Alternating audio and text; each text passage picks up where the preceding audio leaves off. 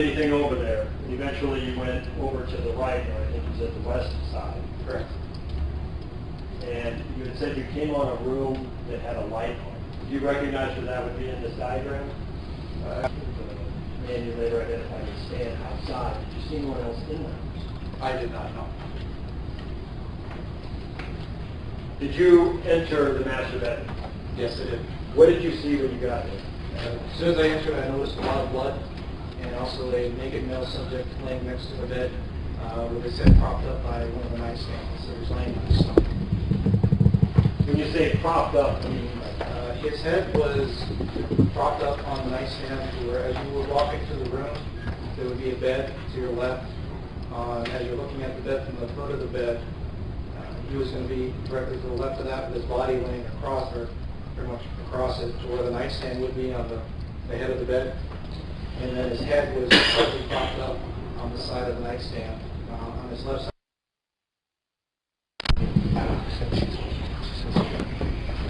Please begin.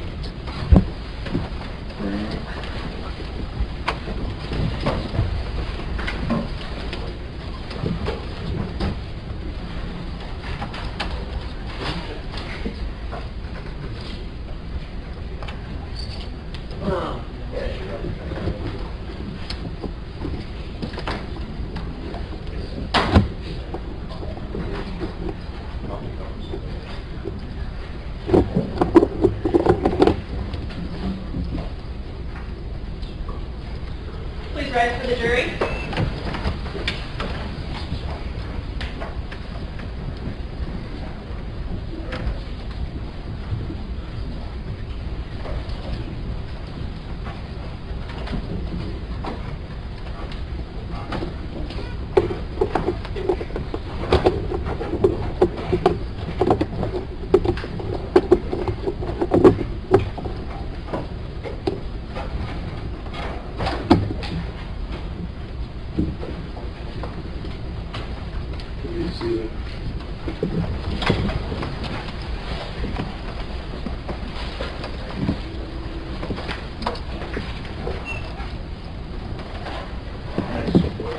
Your State's next witness is Sergeant Stan Mulberry.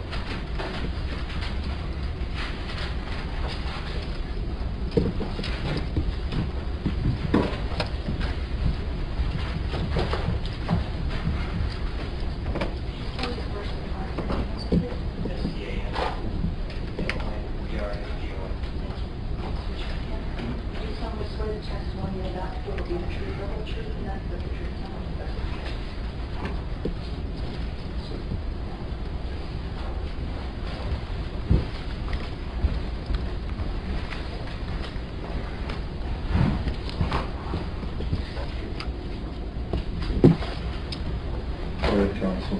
Thank you. Sergeant, could you please introduce yourself to the jury? Sergeant Stan Mondragon, Where do you currently work, sir? Gilbert Police Department, For how long? for about 17 and a half years. How long have you been a sergeant? Since July of 2006. Almost 8 years. As a sergeant, what typically are your responsibilities? Typically I oversee the operations of the team that may be assigned to me, Patrol Division. In January 2009, were you a sergeant with the Patrol Division?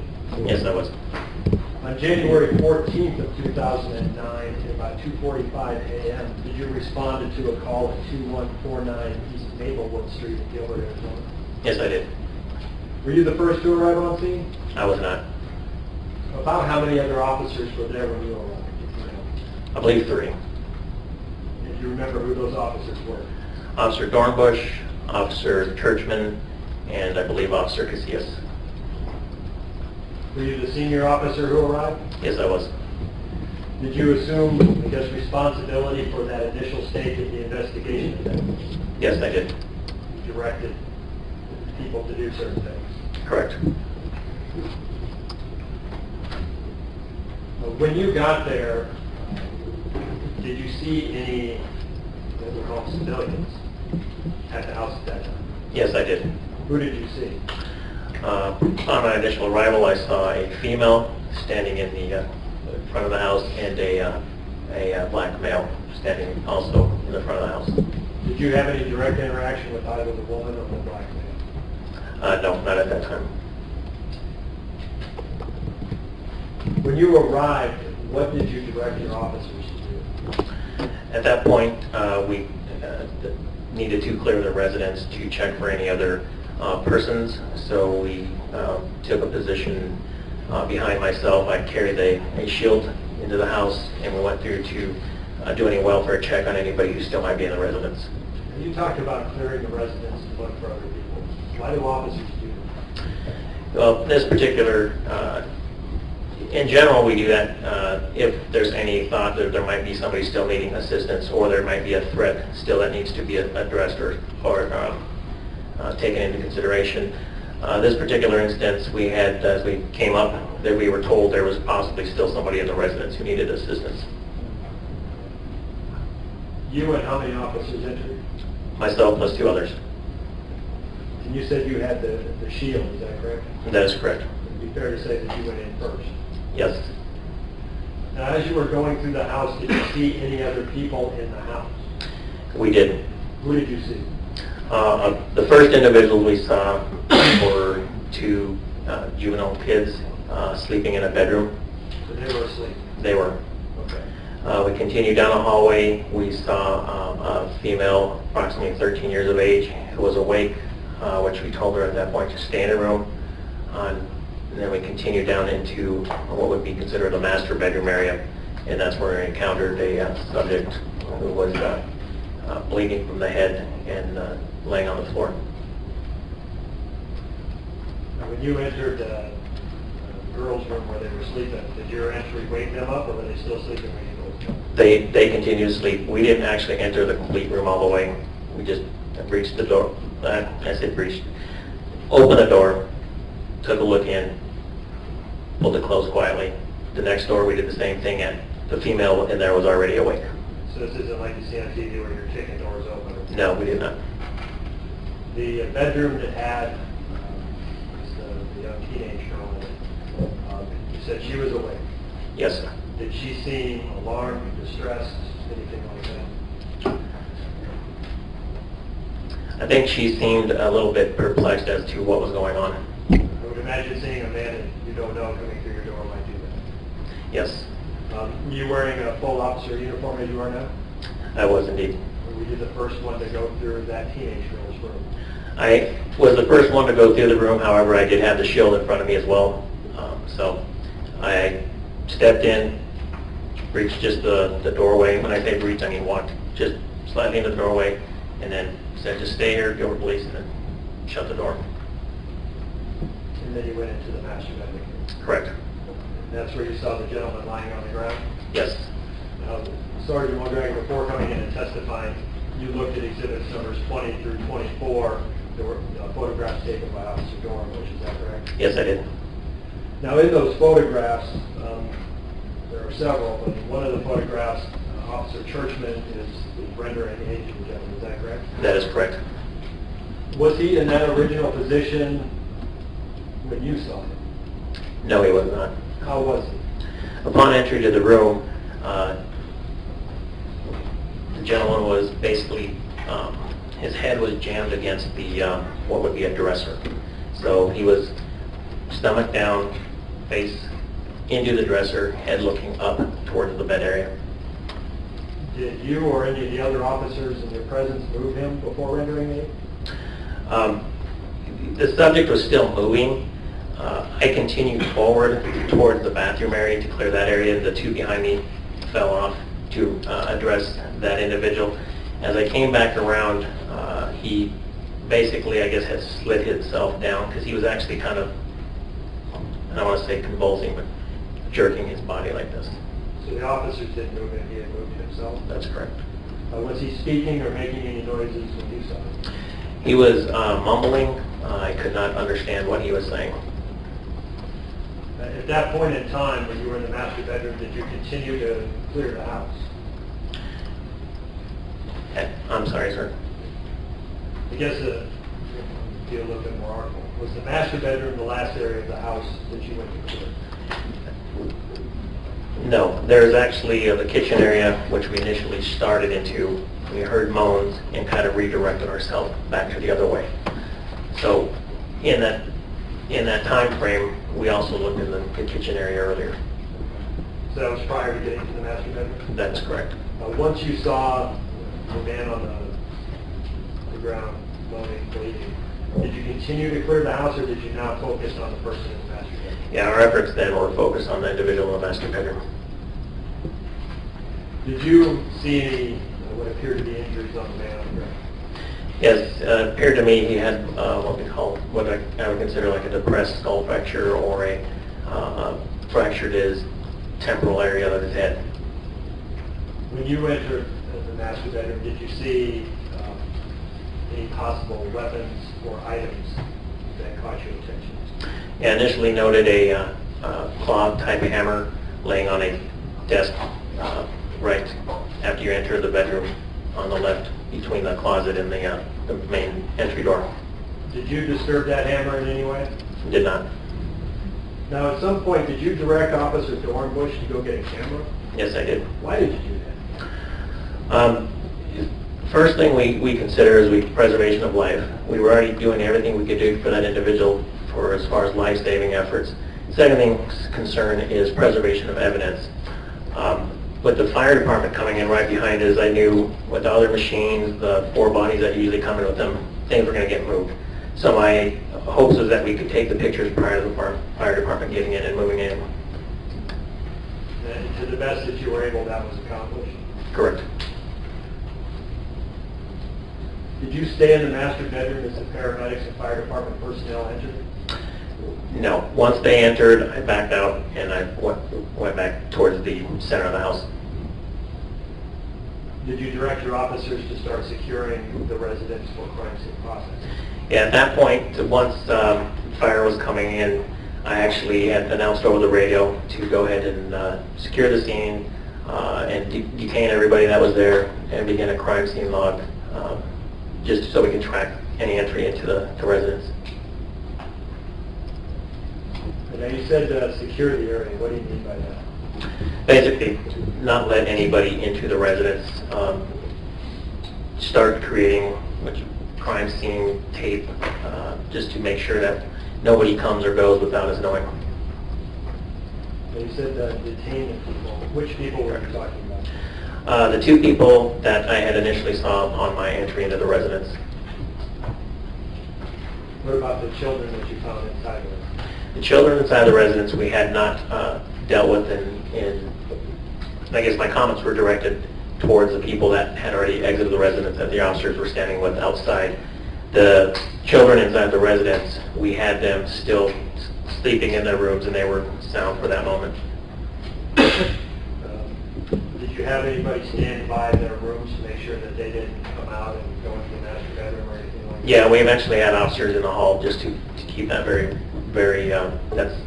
protect the kids from actually going in that bedroom. And can you tell us what a crime scene log is? Crime scene log is a paper that we track individuals coming into our scene or leaving our scene.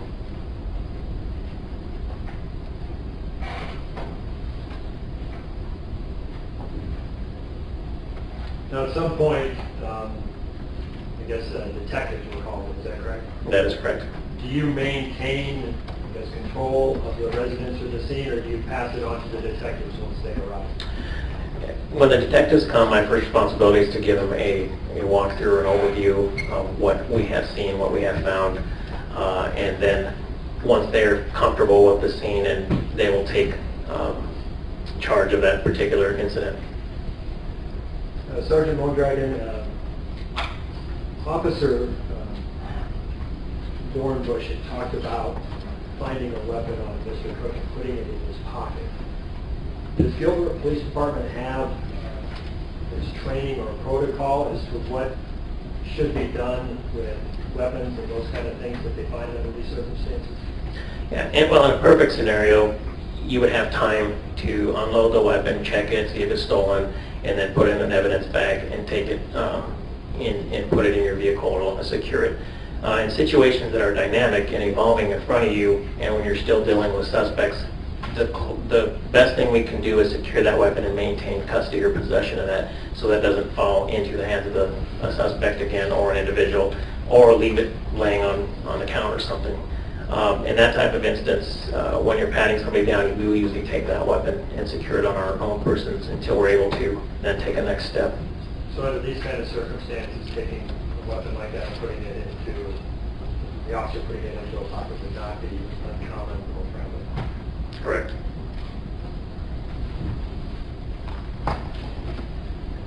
No further questions at this time. Defense counsel? Thank you, Your Honor. Just a moment.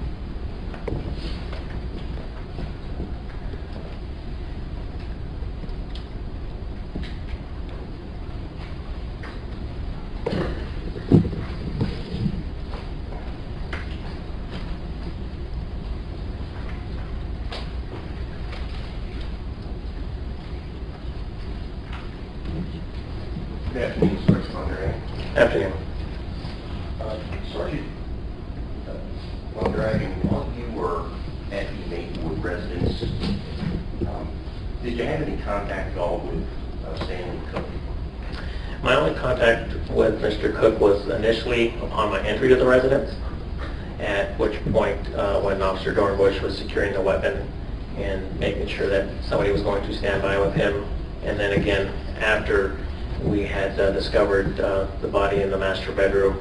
Then again, we brought Mr. Cook in out of the, from outside back into the kitchen area to where he could sit down and be in a warmer environment. At any point while you were at the Maplewood residence, did you overhear Mr. Cook make any spontaneous statements? Yes, I did. Was he excited at the time he made those statements, in your opinion? Not exceptionally excited, no. Okay.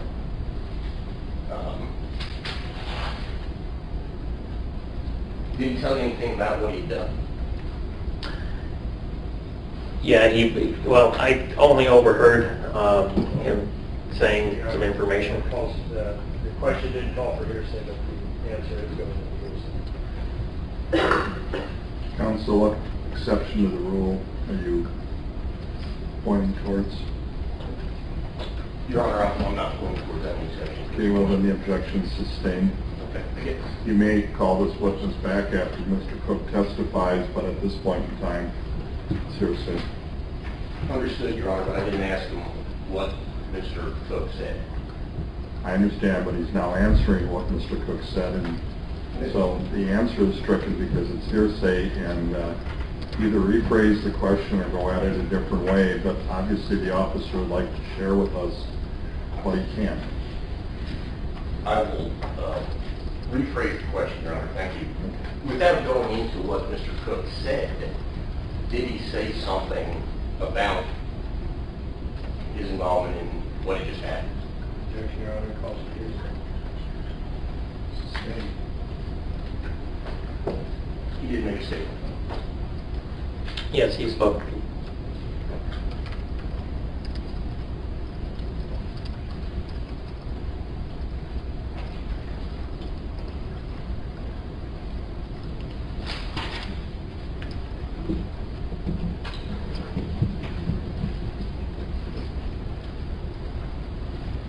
Nothing further for this witness.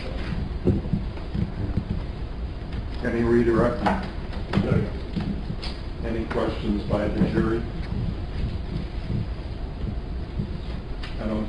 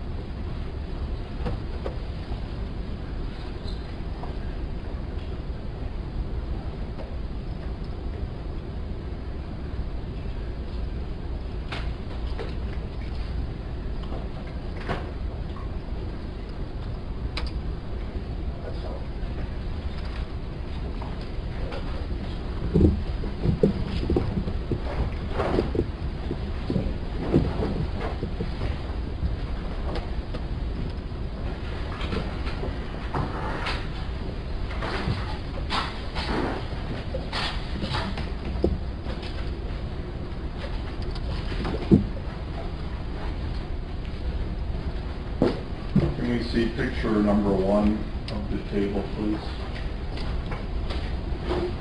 Your Honor, for the record, that's exhibit number 22. Can you see the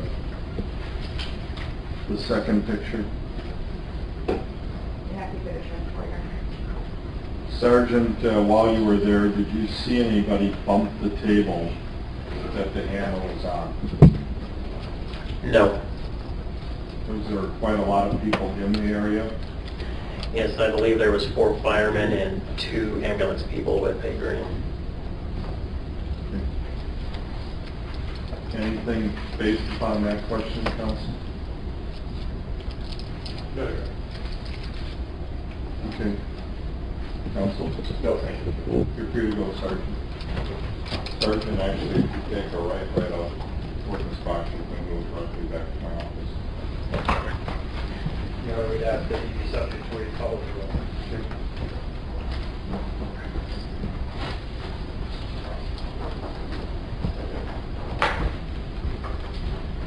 Okay, folks, when we planned out today, based upon the lawyer's estimates, I thought opening statements would take up the morning and part of the afternoon. We got them all in the morning, and I'm the one that told them they only needed to bring 3 witnesses, so I'm going to take the hit today. But you're going to get an early out, at least, and most of the time that's not a bad thing with Phoenix traffic. So we'll see you Monday at 10:30, and please do not discuss the case. Please avoid all the news coverage. And anybody have any questions? Okay, we'll have a wonderful weekend. Please rise for the jury.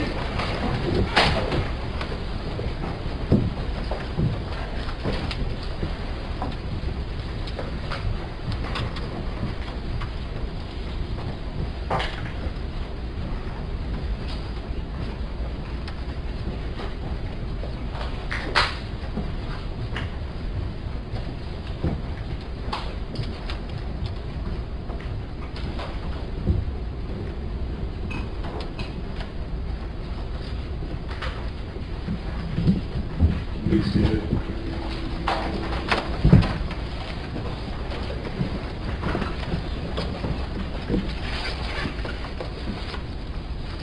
Council, going over Monday's list of witnesses, we have only 3 people.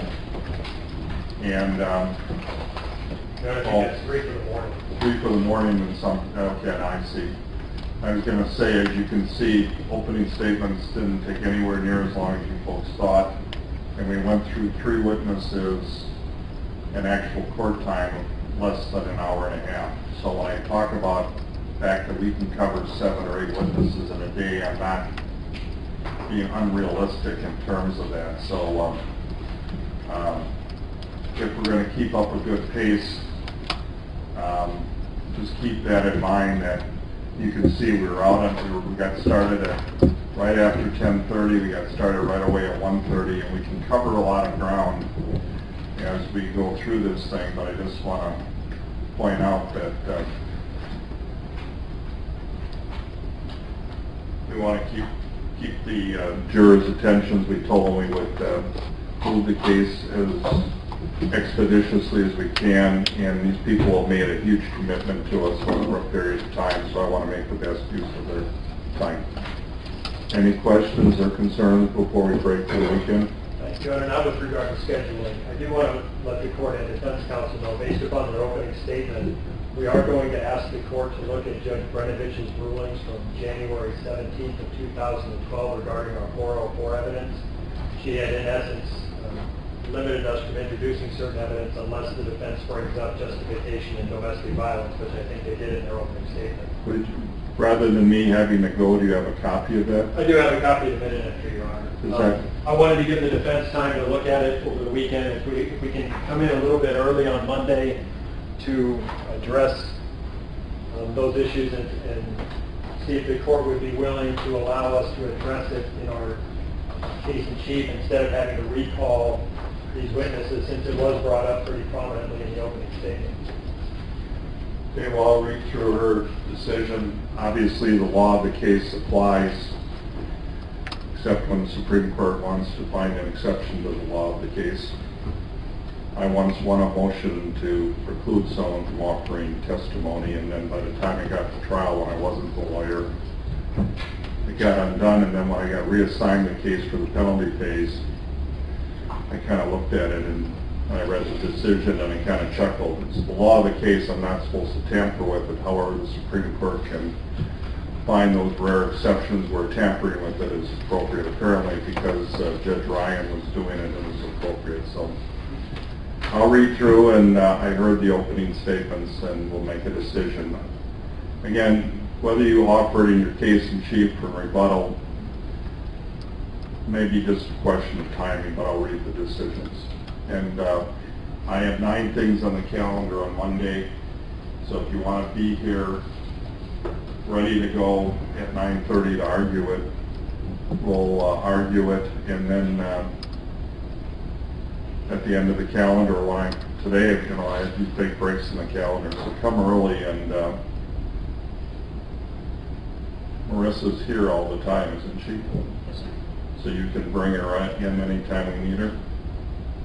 Okay, my very efficient courtroom officer here will have her here, and when I get both of you here, we'll argue it one way or the other, but I'll read that over the weekend. Judge, I have not received a copy of what he gave to you. If you could please point specifically to what he's talking about, I'd appreciate it so that I can... It's a copy of an official minute entry, so counsel, I hope you're not conceding my point that I always make that lawyers never read minute entries. I'm familiar with this minute entry. I just want to make sure that was the date.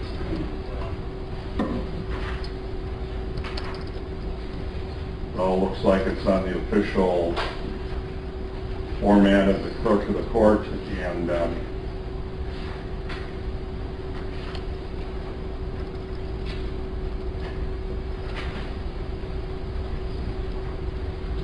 I would note Judge Brnovich is a lot more wordy than I am. Eric, what particularly are you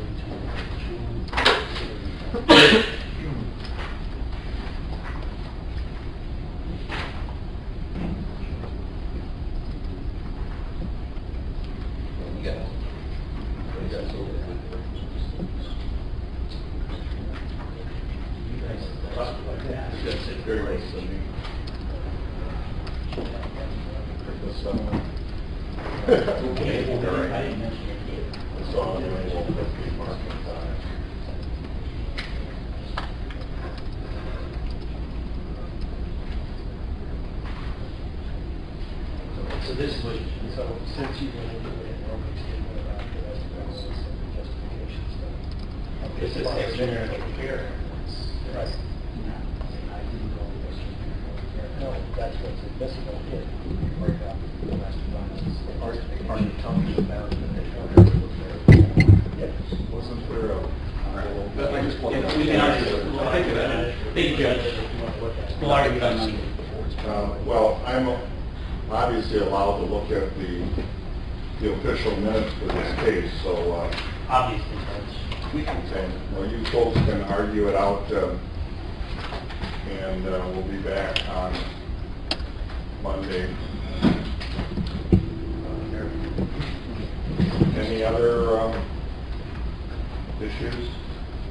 No, Your Honor, just there will be some adjustments to the lineup that we gave you. That was kind of our preliminary. We're discussing with the defense as the days go on.